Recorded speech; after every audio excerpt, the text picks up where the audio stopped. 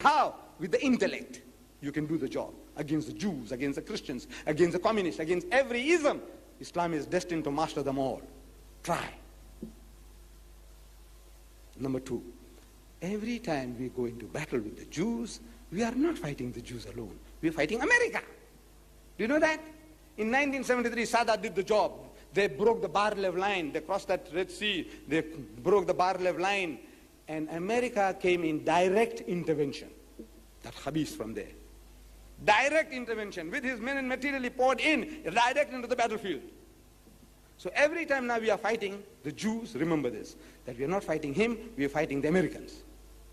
Now how you can fight the Americans? That weak that we are. I'll show you how. You see, Harry Truman, the deceased President of the United States, in 1948, he divulged a secret of how you can beat the American. He's telling you, but we don't catch. In 1948, Israel declared her independence. Within 2 minutes, Truman recognized Israel. Within 2 minutes, as if he was standing with open mouth, ready like the young man once you're getting married. We say in our language, nikah kabul ki. He says, you accept that woman as your wife. It's a ki, means yes. Like that, he's just saying, yeah. When you want to get married, how the guy's waiting, the young fellow, so you accept her? So, yeah. That guy was waiting with his open mouth, who? Truman, to say he accepts her as his bride. Who? Israel. So a reporter subsequently, at a press conference, asking him, said, look man, what was all the hurry for? 2 minutes. That means this guy just says, we declare independence, and by the time the voice reaches there, he said, we accept. What was all the hurry? There are 100 million Arabs. They'll be offended with you.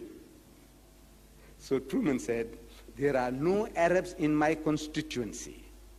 In other words, the people who voted me into power are the Jews. There are 6 million Jews in America. And through the Jewish vote, without the help of the Jewish vote, you can't make a headway. While I was in these Arab countries, the Gulf states, the Daily Gulf Times dated March 14, last month, 14. There's 1 month and 1 day ago, one day short of a month, 14th of March. Here is a cartoon in this Gulf Times newspaper.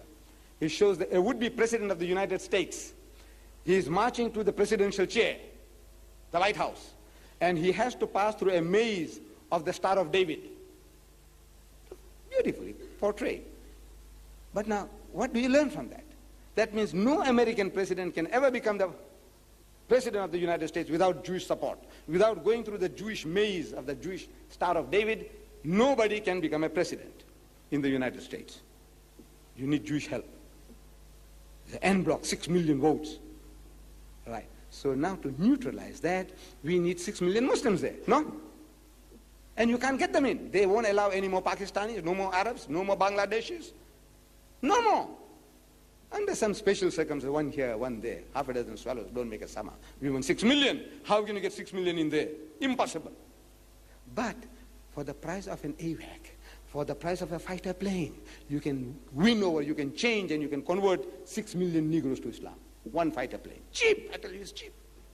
I can't understand, why can't you think? That money, what you need for one fighter plane, that amount of money you spend in propagation, Allah will be happy with you and you can solve your problem. Because if you got 6 million votes to nullify, neutralize the Jewish vote, then Americans will say, look, you Jews fight it out with the Arabs. We don't want to come in between. It's now a private matter between you and them. And immediately the Jew will come down on his knees. Because without American support, it can't last for a day. That nation can't last for a day. It's living on beggary, charity of the Americans. Billions of our money is being poured in, our money lying in America.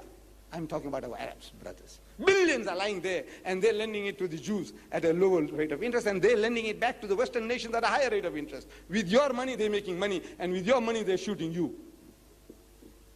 Look, I said, put on your thinking caps, man. The guys said, look, you had the right answer. The right answer, Truman told you. Said, look, no Jews in my constituency. Put them in. Put Muslims in his constituency. How? Change them, convert them, and Allah will be happy with you. This is your awal fard. You are doing that, and you're solving your problem without shooting.